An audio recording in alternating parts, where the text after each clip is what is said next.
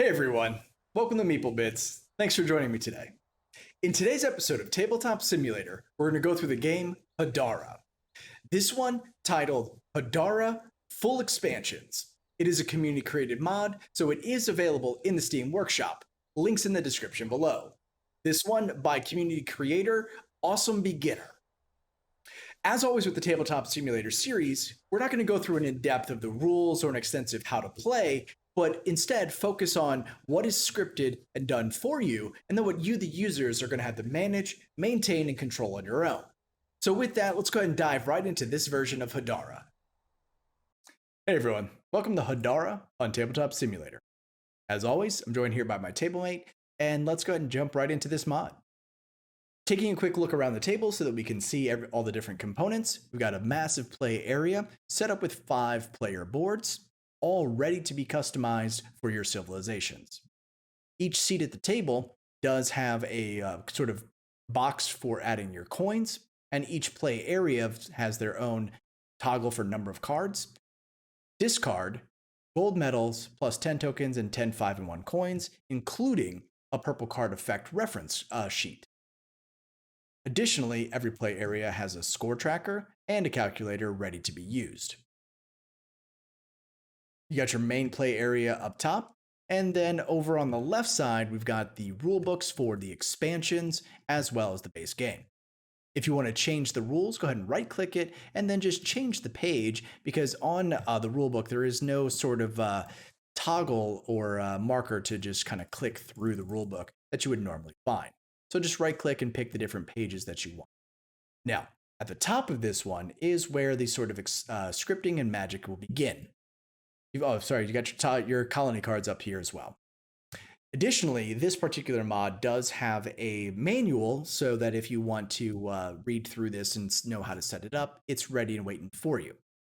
To toggle between page 1 and page 2, just use your number 1 and number 2 keys to go to the next note card for setting up and using this particular script. So just like that, guys, we're ready to begin.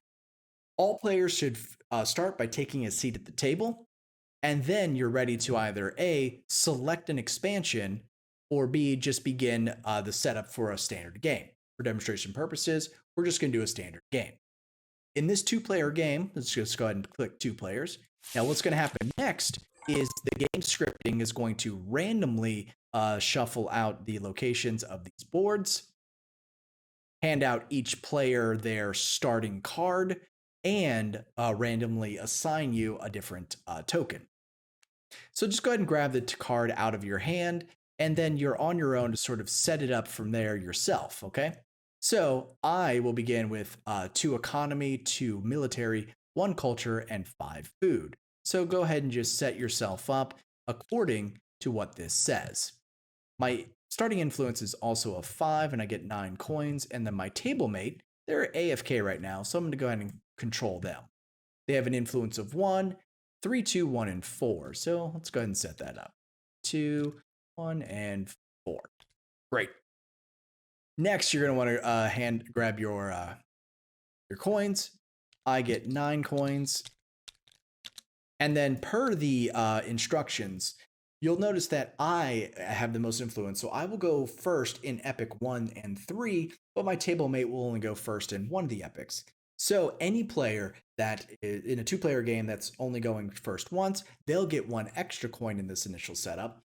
And any player that is in a 4 or 5-player game that's not going to go first, they're going to get 1 extra coin as well.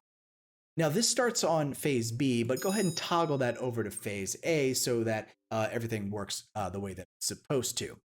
So once you've begun the setup, you're ready to kind of dive in. Now, there are some small nuances and caveats that I'm going to address right now. So once you begin Epic 1, it's going to deal out 2 cards for each of the areas for the number of players that are at the table. Now, first player will then shuffle this dial around to determine where they want everyone's starting location to go, and then, pick from there. So I, as the lion, will go ahead and start on, let's say, military, okay?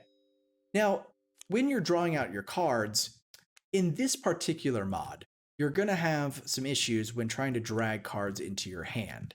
They don't really do what they're supposed to do. Not sure if that's a bug or what it is, but just keep that in mind.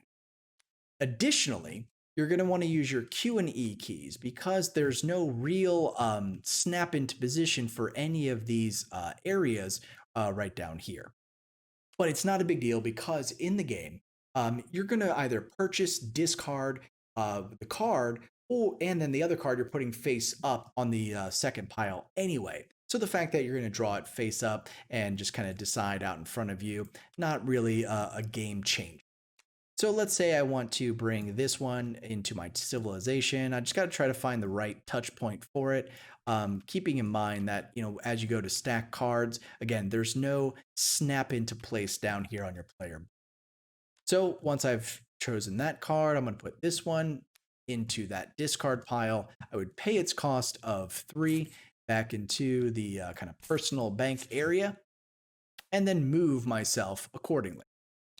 And then all players will have drawn their cards and done the same accordingly. Then, once all players, and let me just go ahead and draw out the cards so that we can move into the next phase, just so you guys can get an idea of what that's going to look like.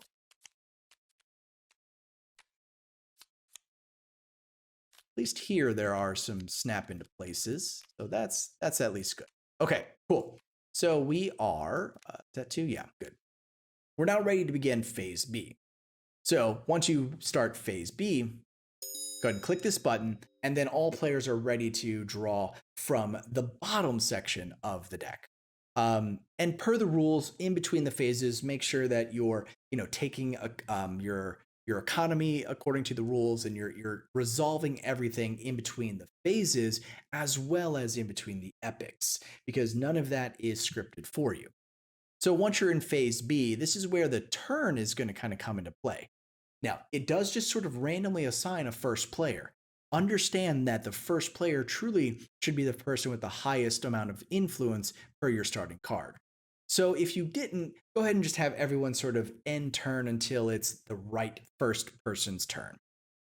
I'm the first person, so I'm going to be able to go ahead and just draw out from deck here. And let's say I bring this one into my civilization.